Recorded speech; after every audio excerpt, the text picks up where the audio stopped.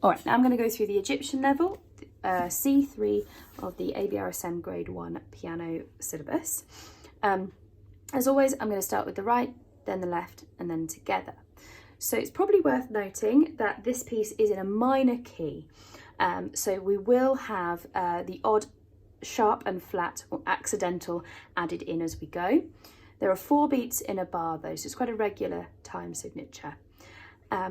There's a bit of moving around, so I'll go through that first. Now, first off, we're going to find an A above middle C and put your thumb on it. Okay, we're just in a regular 5-finger position. However, your second finger is going to land on B flat and your third finger is going to land on C sharp.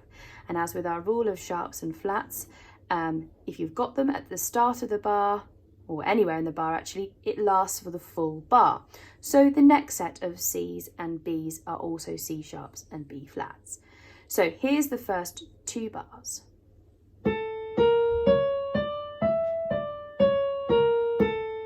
2, 3, 4, 1. We've got a long tied note there. Next up, we're going to move down, thumb on G. And again, we've still got the B flat, so I've put my third finger on it for the next little entry, like this. 1, 2, 3, 4. Then I'm back to what I started with, but this time on the second line. And again, I've got my B flat and C sharp ready to go up and down. 1, 2, 3, 4, 1. Now the final entry here is thumb on E, but be careful because we do have a G sharp, which we will be adding in here. 2, 3, 4. All right, so I'm going to keep going now onto the third line, and you'll probably notice the first note is lower than middle C because it has 2 ledger lines on it. It is in fact a G below middle C, so you would count down C, B, A, G.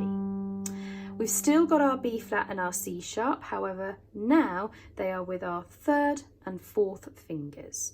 So we're going to start by doing a pattern here in bar 9 at G, and then in bar 10 we're going to move up and do that same pattern on an A like this. And now up to A. Okay, with the same 2 black keys. Now in bar 11 we're going to go back down to G, again with our B flat and C sharp. But be careful here because we're going to move up and under the bridge like this. To put my thumb on D.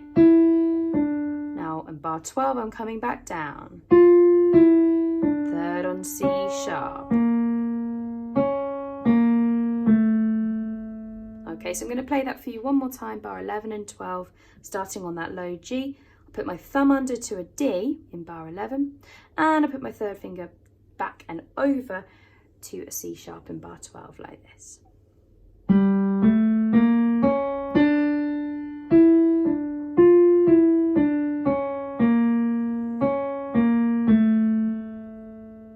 All right, now here's the final few bars.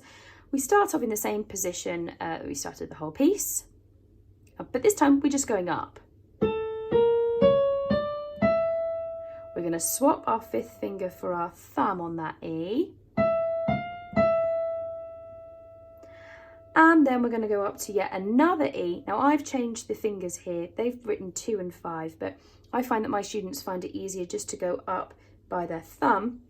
So the last chord I've put my thumb on the next E up and my 4th finger on the top A. For that. So I'll play that all again. This is sort of where we go back to our hand position at the start here to the end. Here's what we should have.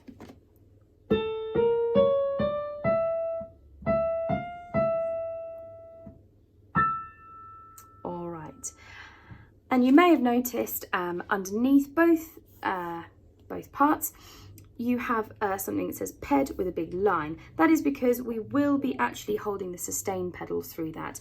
So it will actually sound with the left hand as well, like this.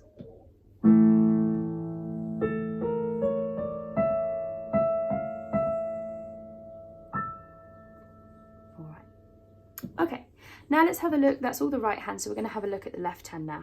And it doesn't actually do very much, the left hand. It only plays 2 chords all the way through. Now we start with our 5th finger on a low A, so obviously an octave below middle C, and our thumb on E. And this I would call an A chord, okay, because you've just got an A and an E. All right, so that's one of our 2 chords. The next chord that we get is a G chord with our 5th finger on G. All right, now you may notice on my music I've actually circled every time you've got the G chord. The A chord is whenever you've got 2 notes in a space, and the G chord is whenever you've got the 2 notes sitting with the lines going through them. So here's what we've got for, I'm just going to play all the way through that left hand part because, as I said, it is very simple. So starting with our A chord, here's all of the left hand. 1, 2, 3, 4. 1, 2, 3, 4. 1, 2. 1, 2.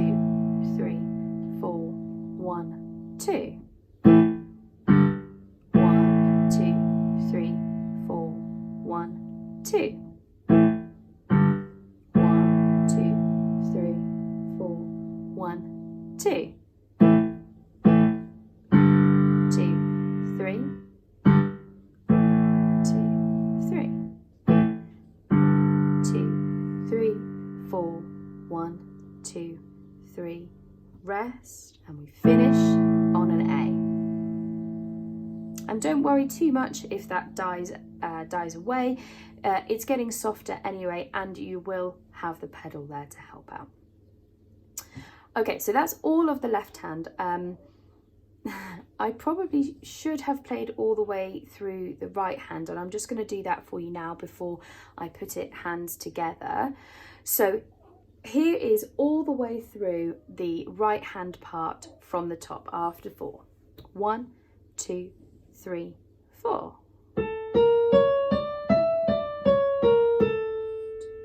3, 4, 1. 1, 2, 3, 4. 1, 2, 3, 4, 1. 2, 3, 4.